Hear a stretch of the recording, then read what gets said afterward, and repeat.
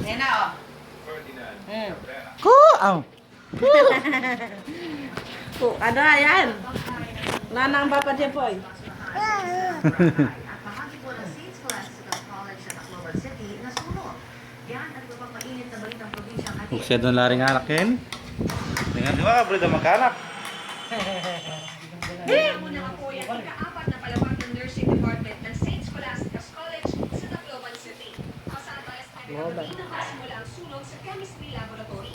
Wala namang napaulat. Ay, layo ulo ni Nena. St. Scholastical Nena, hey hi.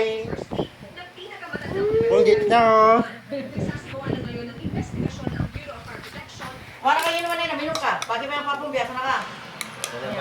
Balabalik ko yung camera kanina. Maliw niya naman albe. Panghay ng sanggol ang natagpuan sa isang basura sa lahat ng Boracay. Tinatayang Nawali ba talaga? siyang na buwang buhay. Ay, meron na lang ako sa pamukha kaya. Punta lang me. Ah, punta lang me, ya, punta lang me. Hindi ka mag-ipot ka. Ha? Ha? Patay sa aksidente ang isang Kumaka. banyagang driver ng munisipyo. Sa Facebook mo. kilala ang biktima na si Fulvio. Yan. Siyang Ako naman ito mama mo. Base Ah. sa investigasyon, bumangga ang Oh. motorsiklo ni Rigel. Mamam ka, mamam. Patalan niya kaya. Ang bago nito Sa na eh. bilis umano ng takbo Tapos ng ito. motorsiklo, hindi na nito Ano yan, Puri? nabawasan ang Saya pa mangan.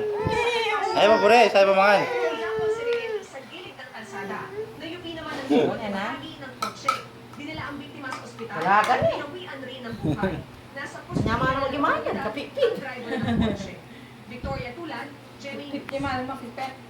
Nga nga ya, kung pinamato te. Ang sasaayos naman sa buhong dike sa Kung pa di mama ne. ang mga Ano nakakalaman naman dito ay Wala ka panitaya na no, kapalangin.